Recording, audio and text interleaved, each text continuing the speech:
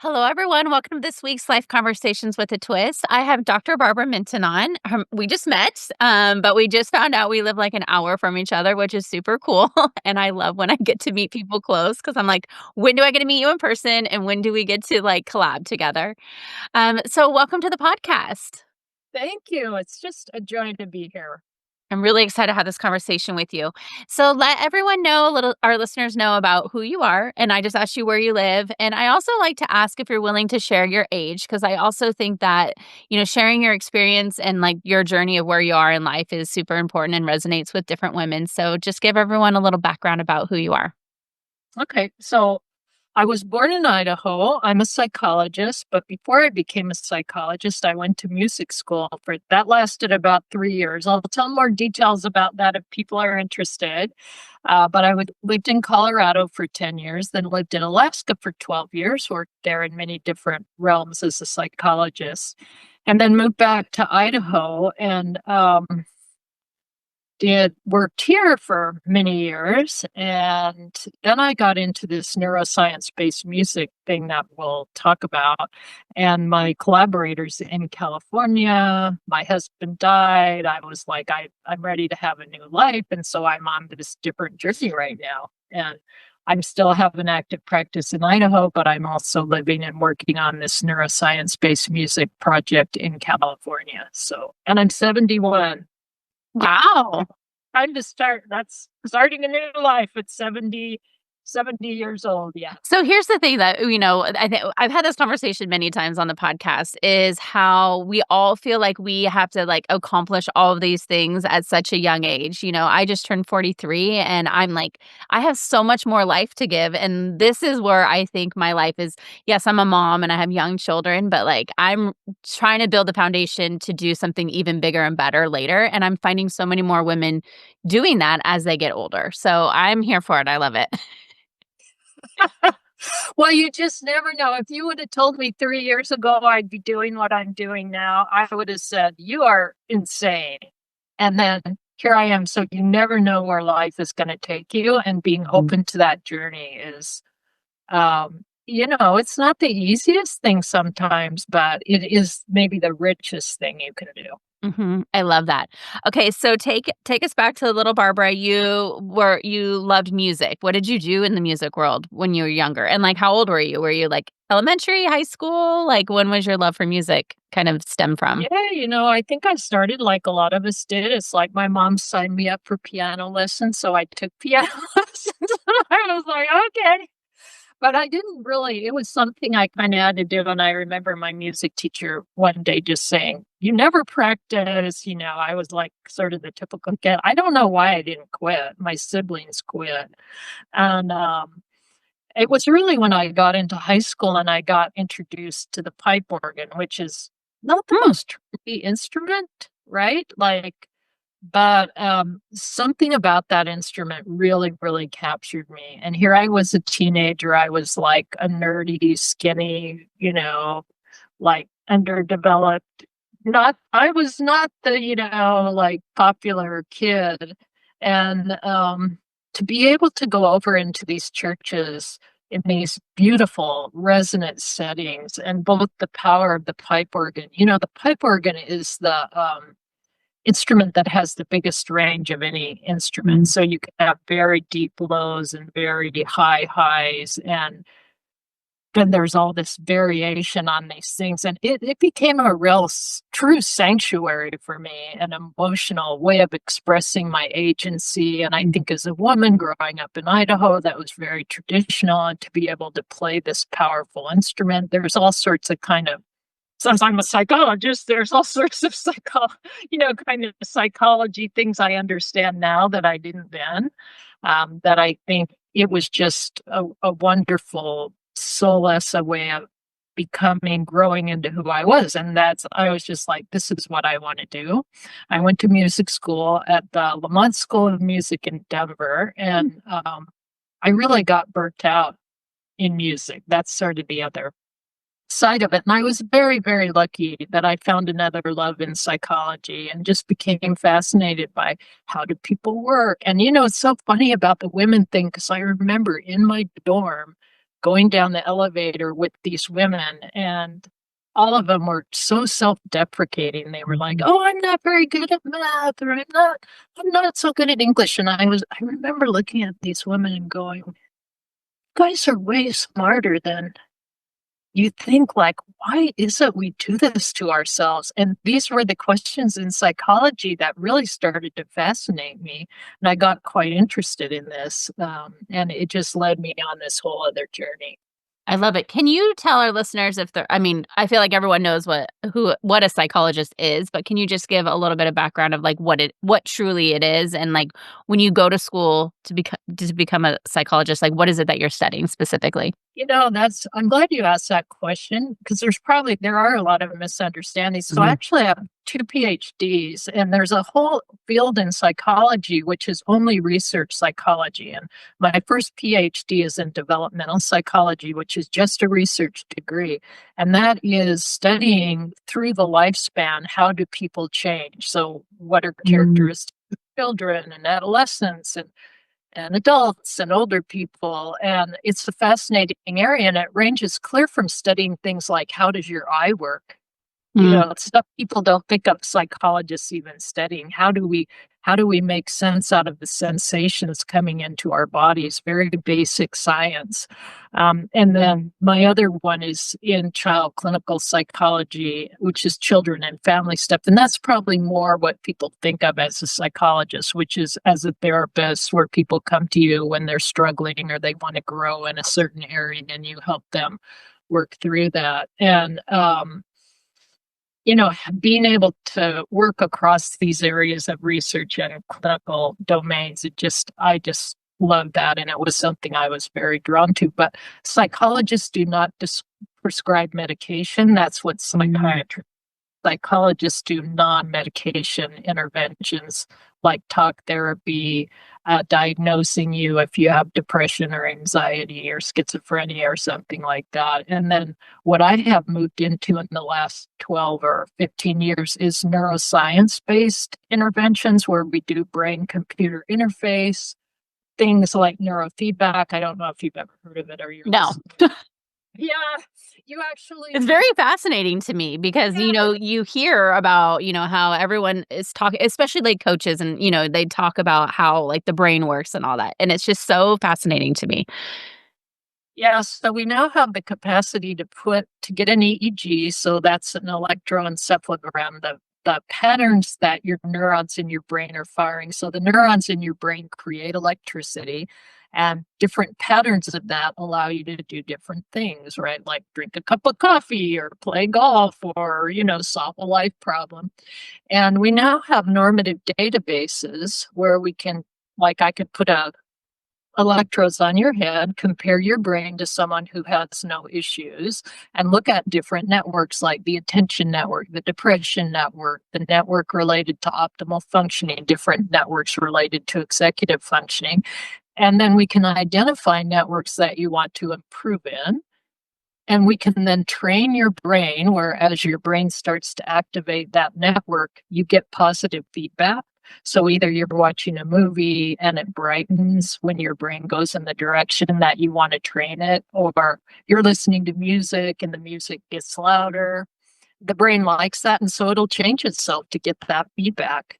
And then over time, your anxiety goes away, your attention networks get better if you have ADHD, or many Olympic athletes do neurofeedback because once you get physically optimized, the rest of it's a mind game, right? You want Wow. your mind to be at the right level of activation in order to create the best performance.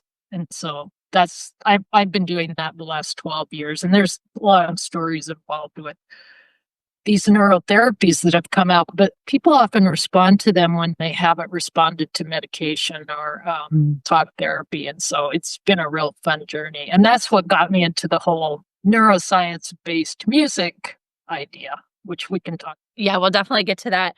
I'm curious,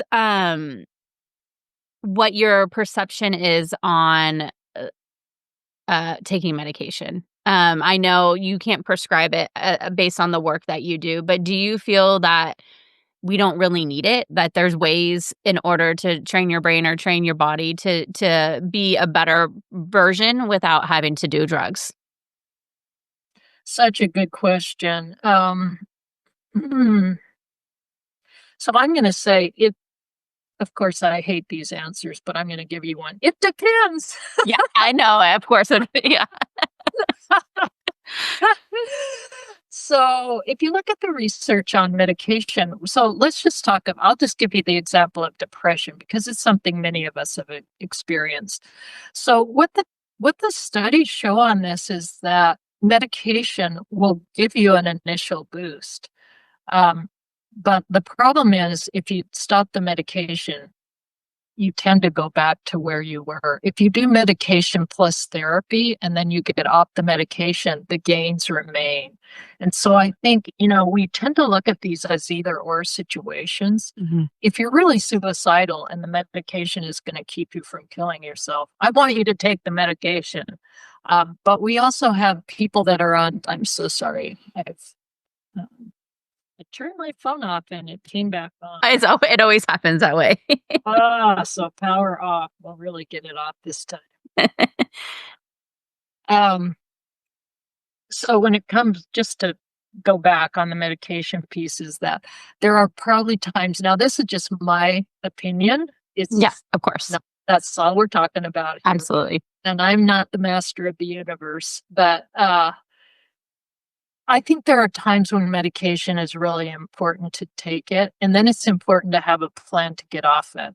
So we have so many people that take medication for years and years and years and years, and most psychotropic medications have not been studied for long periods of time, and the brain will change to adjust itself to the medication. And gets into a longer conversation we probably don't want to have here. But mostly you want to use medications for short-term use only and do these other interventions to right your system, to self-right your system. And that might be talk therapy or hypnotherapy or neurotherapy or social, just solving problems in your life, just straight problem solving. And then you won't need the medication. And I think that's probably the safest thing to do right now. Mhm. And that's great advice. I was just curious, like, some people I'm always curious because some people are, like, really pro it, and a lot of people are not for it, so I'm always interested, especially as a doctor, where you see that fits. What is the work that so you've done, you've done, psychology work, and now you're in this, like, neuroscience space. What is, like, day-to-day work? Do you work one-on-one with clients? Are you just doing research? Like, what is the work that you're doing now focused on? Yeah, I'm so lucky because I have pretty much a full-time neurotherapy practice, but I have an assistant that does a lot of that, who's just the best. It's like when um, you find that one person, you gotta not let them go. you're signing that dotted line until the day one of us dies, 'cause I you're love that.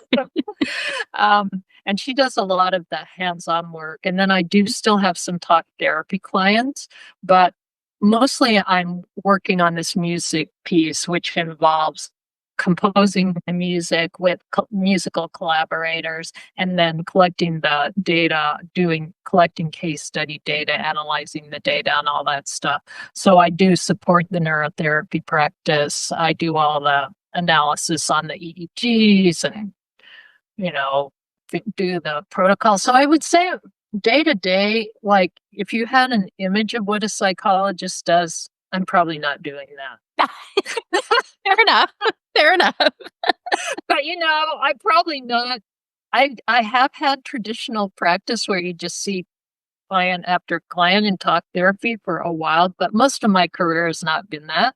So Uh-huh. when I was in Alaska, I worked on creating more culturally sensitive mental health systems Mm. for Native Alaskans. I was a university professor.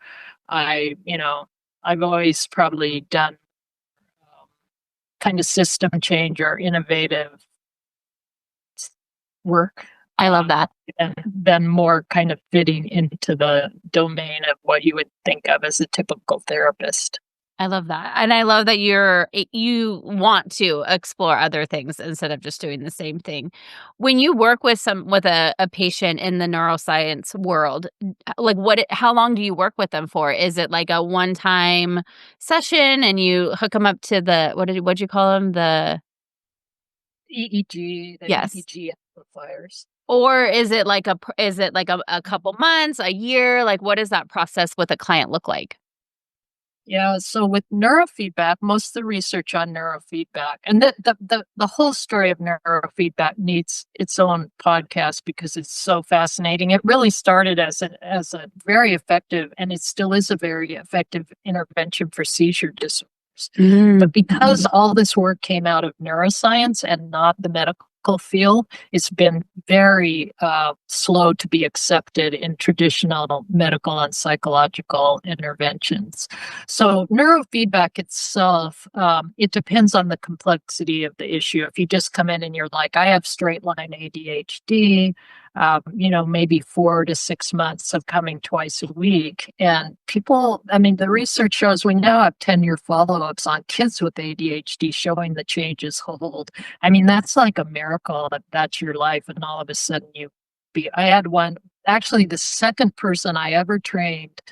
The first person I trained was on the autism spectrum, and the second person I ever trained had ADHD and went within about 6 months from getting D's in all her classes to getting straight A's. And she's out of college now. And I actually wrote down, because I wanted to revisit this conversation with you, is doing this work. Like, what have you discovered with ADHD and autism? And is it something that is, because I feel like, and I'm curious to hear your perspective on it, that there's more and more cases of, like, especially ADHD. I feel like more people are talking about it, or more people are diagnosed on it. And I'm wondering if it's because of our environment has changed so much, or that there just wasn't enough testing or research done back in the day. I'm thinking like when I was like a child, so 40 years ago, it wasn't as common. And like, why has that shift changed so much? all of the above. you know, here's what's really interesting is what we're learning in neuroscience does not match our diagnostic categories. So people will come in and say, I have a diagnosis of ADHD. Well, ADHD is a behavioral diagnosis. It looks at behavior. You're not able to pay attention. But there's lots of reasons you might not be able to pay attention. You might not be able to pay attention because you're so anxious. Most of us have been in that space. Like, we're so anxious, we're like, I'm not even processing what I'm supposed to do next. So it looks like ADHD. Or it might be because you're incredibly depressed. Or it might be because you have trauma and you have PTSD, or it might be because you're genetically actually have true what we think of as ADHD or neurodivergence. So, and I could go on with this. So what neuroscience does when we can image the brain is we can say, oh, actually, you have attention issues, but it's because you're anxious, actually. And if you go on stimulant medications, you're the one that won't be able to eat, won't be able to sleep at night because your brain's already firing too much. And so, trying to parse this stuff out in an easy way, like, is it because we have cell phones, or is it because our mothers took Tylenol, or, is it this or is it that? Like, it's a lot of things, and it's also that our diagnostic system is very imperfect, and we're finding this over and over that, our diagnostic manual is made up by a bunch of people sitting around, a bunch of, generally speaking, historically white guys sitting around in Washington, D.C., deciding what's pathological and what isn't. And then because of the insurance industry and all this other stuff, this has maintained itself over time, but it is not matching what we're finding out about the brain. And even 15 years ago, the head of National Institute of Mental Health was saying we're going to have to throw our diagnostic system out. Well, theoretically, that's probably true because it isn't matching neuroscience, but we have big industries built around this, so I don't think anything will happen soon. So when you ask this question of autism spectrum, we now have like, wow, there's these women who look perfectly functional and this and that, and we're calling them autism spectrum. And then we have kids who are hitting their heads against the wall with no speech and no eye contact. Like, we're calling that the same thing. Does this really make sense diagnostically? Their brains look very different. Mm-hmm. So I think it's the diagnostic issues are very fraught. Mm. Hmm. Such And an that's interesting the reason perspective. I love being able to look at the brain. Like, we can actually look at this organ that we're treating. And we've never really been able to do that well before. Well, and it's like anybody that's diagnosed with anything, it's like everyone's process to get better or for healing is going to be so different again, because there's so many things that it's based on. And so it's so true that you're going to put autism in the same bucket when they're very, very, very different people in different lifestyles. And like, how do you navigate that? It's so interesting.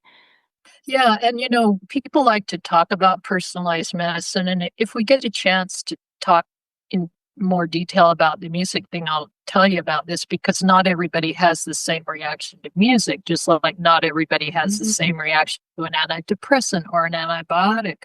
But we like to talk about personalized medicine, but we're really not there yet. We're still kind of, by fits and starts, really trying to think about how are you different from everybody else, even though you have the same label as autism spectrum. Like, what does that tell you that at 45, someone who's been a lawyer for that long gets an autism spectrum diagnosis, and it's the exact same diagnosis as someone who's institutionalized because they can't feed themselves? Mm-hmm. Friends, I have such an exciting product that I need to share with you. Are you someone who hates washing their face at night? Yep, that's me. For years, I never wanted to wash my face. And finally, I found a product that actually gets me excited to wash my face every night, and that is ClearStem. I have tried so many products over the years to find the one that I truly love, the one that makes my skin glow, the one that makes me feel good when I wash it, and the one that gets me excited to want to wash my face. I discovered ClearStem through another podcaster, and I was like, I got to give this a try. I instantly became obsessed. Some of my favorite products are the hydrating cleanser, which I use every night.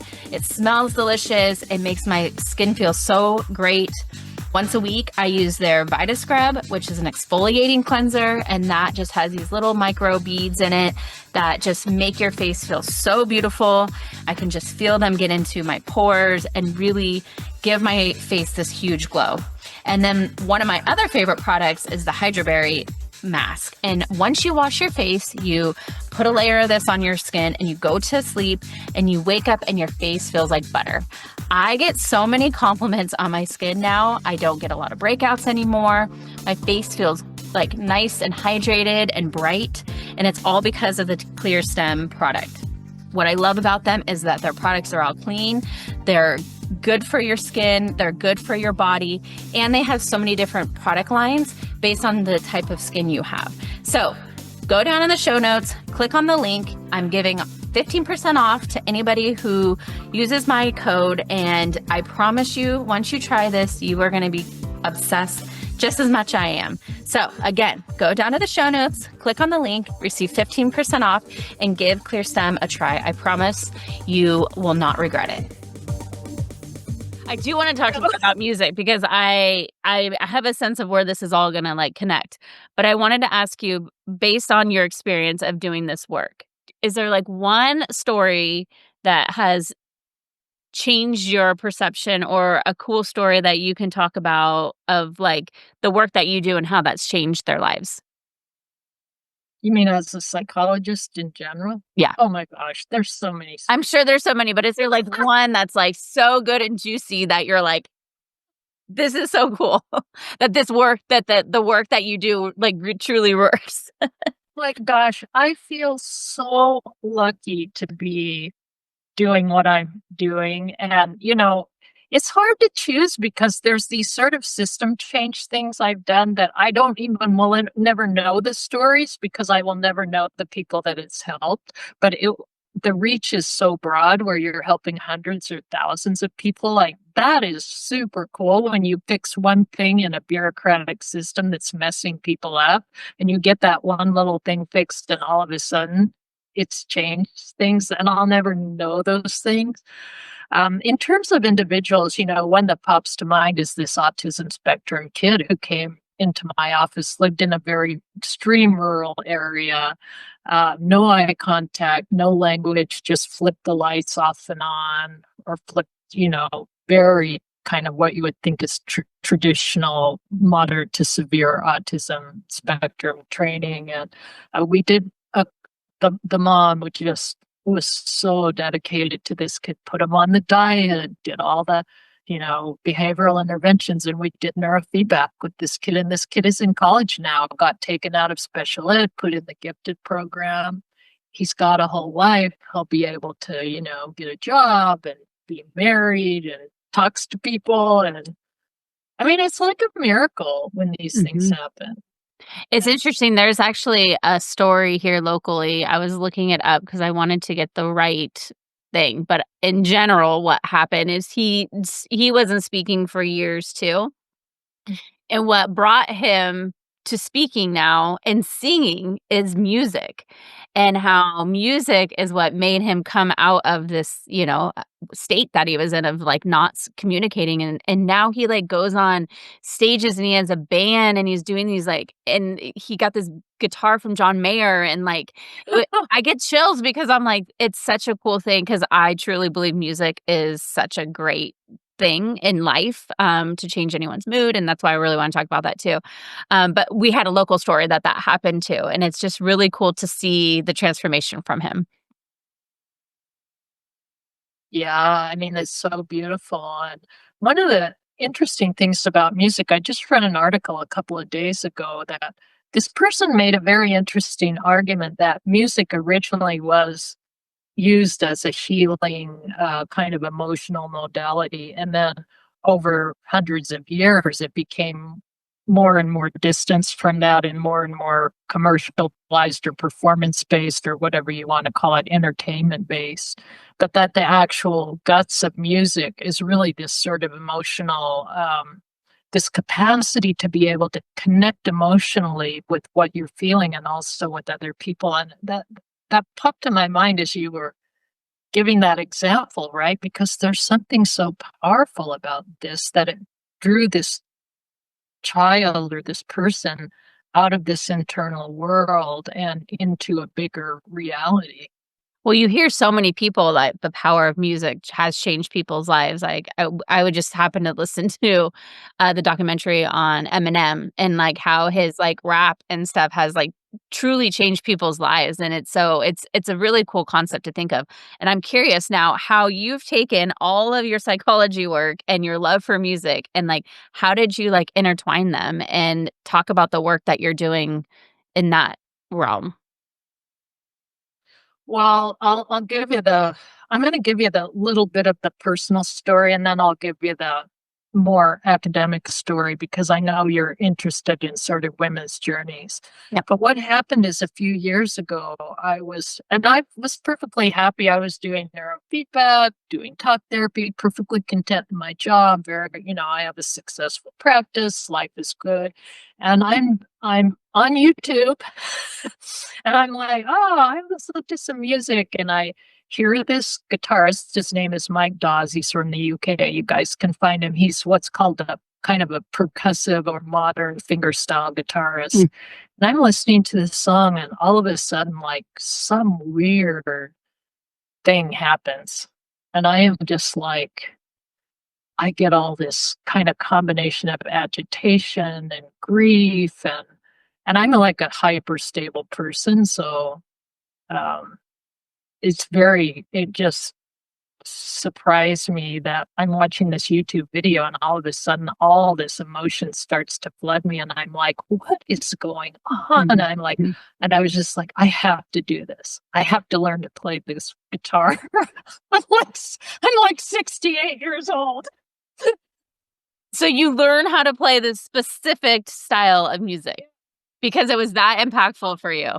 It was like like when people talk about, I don't know, a bolt coming out of the blue or something. It wasn't like I was like, "Oh, it'd be cool to play the guitar. I think I'll take lessons." Nothing like that. It was like this imperative from, I don't know, somewhere. So I get online and I'm looking for a guitar instructor that does this kind of guitar, and I find this guy in Victoria, BC, named Callum Graham, and he was my first guitar instructor. And a couple months into our guitar lessons, which is learning a new instrument is just so challenging, and I'm totally embarrassed and blah blah blah blah. But, I wake up and I thought, this guitar song would sound incredible on the pipe organ. And so I wrote this to him as a joke. I wrote him a little email. It's like, out of 8.5 billion people in this world, I bet I'm the only one that's thinking about how to play your song on the pipe organ. And the next time we met, he said, "Barb, you should do that." And I was like, "Are you insane? I haven't touched a pipe organ in 25 years." This is what I'm thinking to myself. I didn't say that to him. Callum, if you see this, I did not say that to you, did I? Uh, and so I'm like, "Oh, okay." So I called up the church. "Can I practice on your organ?" And they were like, "Yeah." And that really started. Then it's sort of like it snowballed. And then I was like, actually, maybe we can compose music based on EEG. Like, there's all this data out there about the power of music. It decreases depression by 40 to 50%. Yeah, and now these are certain just songs that researchers pick out. It helps neonatal and babies in neonatal intensive care units. It helps them suck better. They have fewer apneas. They gain weight faster. There's all this extant research out there that no one's using. And it's really sad. It decreases anxiety when you're having hospital procedures. Yeah, and I could go on and on. I actually have a 2-day workshop, which I'm squishing into one day, to do in Berkeley, and it's about all this research on how music affects ADHD music increases reading comprehension in kids with ADHD. These are such cheap interventions. So I'm thinking about that. I'm feeling compelled to like change my life and like pour myself into this music thing. And then I'm like, I know about the brain. I know all these frequencies. I know all these networks. Can we compose music? Because the brain tries to pattern itself out of the music that comes in. So can we use this in order to help the brain self-right?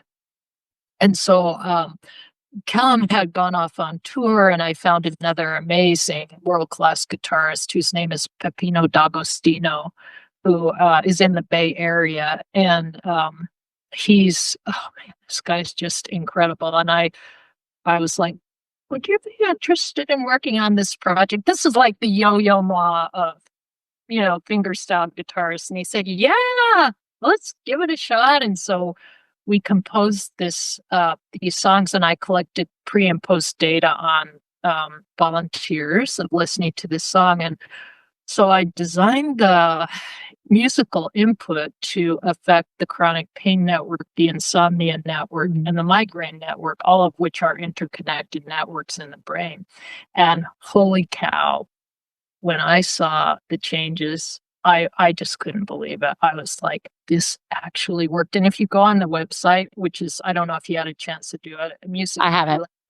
musicandhealing.net, go to where it says new album and scroll down to the bottom. And I posted a couple of the pre and post brain images, 3D brain images from just listening to one song on the chronic pain and insomnia network. And I was like, oh my gosh, this is actually working. Like, if you could buy something for $20 that helped you sleep, like that has no side effects, wouldn't you do that? Like, why wouldn't you do that? Well, you trigger something with me because you said migraines, because I used to get migraines.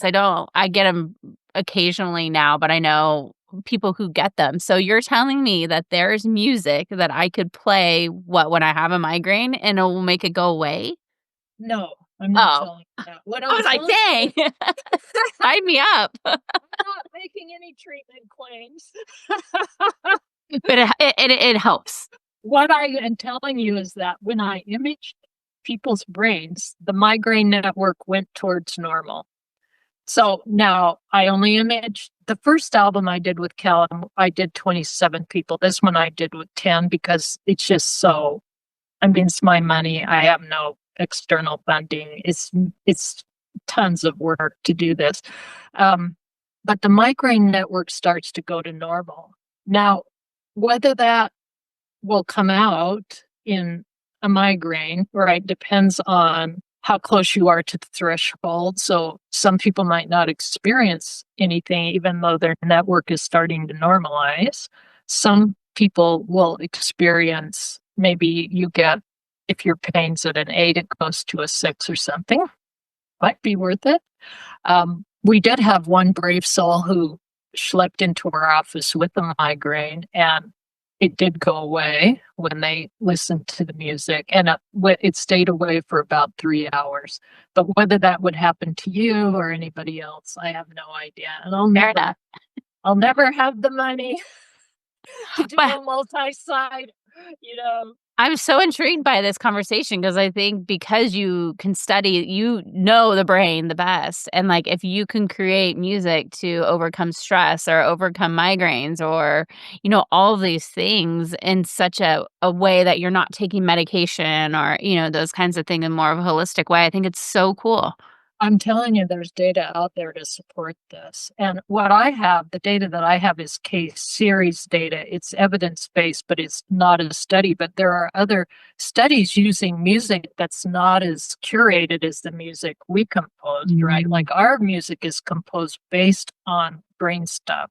Most of the research is on, they just chose something like Beethoven's Third Symphony or something by Enya or something by, and even that works, but if you could use more curated music, it would be more powerful. That was my vision of this, and it seems to be working. And we're now working on an album for PTSD. We just are getting the songs together for that. But I do want to tell you, like, I had someone with PTSD who's not been able to sleep for 40, 50 years. And I said, look, listen to this 3 times a day. Just listen to the albums. There's 31 minutes. It's very lyrical. And I put pipe organ and guitar. So you have the warm intimacy of the guitar with this beautiful sort of resonant container of the pipe organ. And, she started sleeping.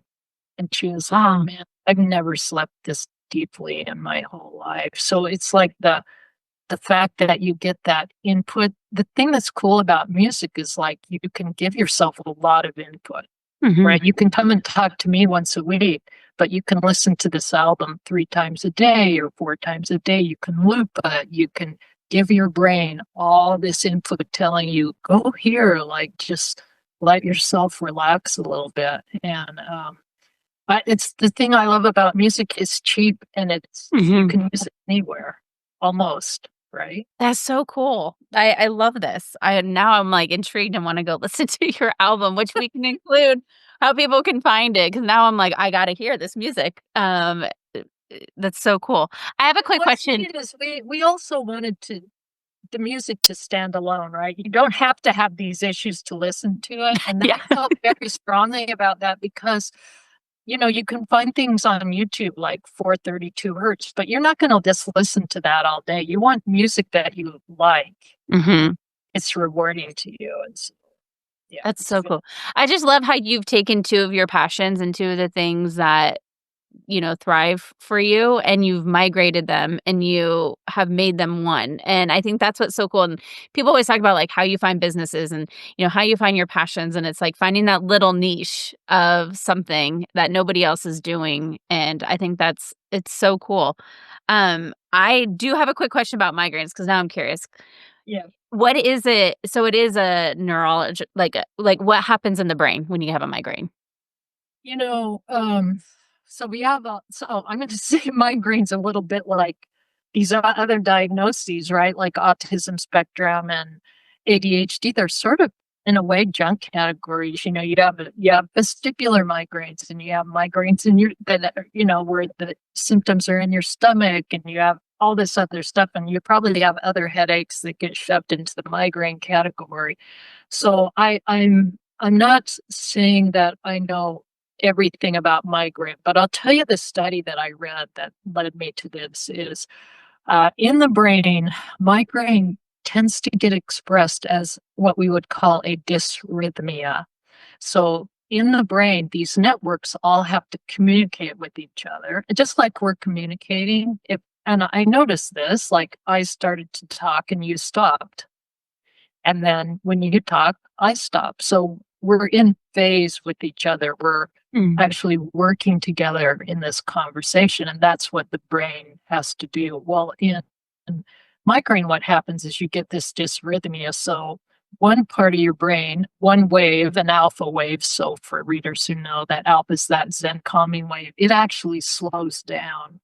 And so it gets slower and slower. So it's as if I start to, and then you start to feel a little bit amped. And so there's another wave called a gamma wave, which is a very fast wave, and it fires in between the alpha waves.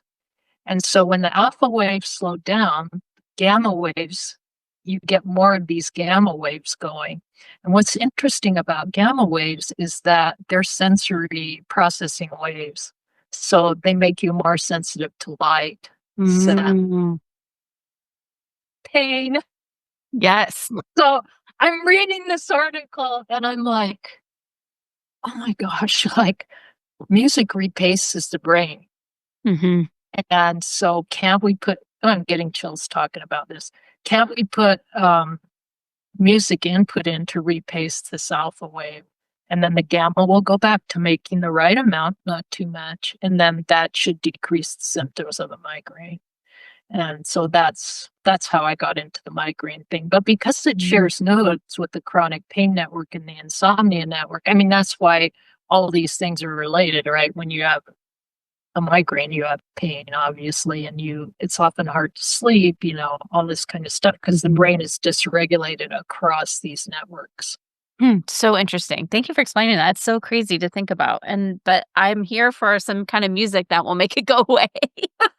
Or at least make it would be really interesting to find. See, maybe you're going to be my person. Like, I would love for somebody to listen to this as a preventive measure, like keep track over time. I actually have a friend who has like chronic migraines. Like she has like a thing inside of her body that like when she gets them, she like pushes a button and it like releases, and like she gets them so bad.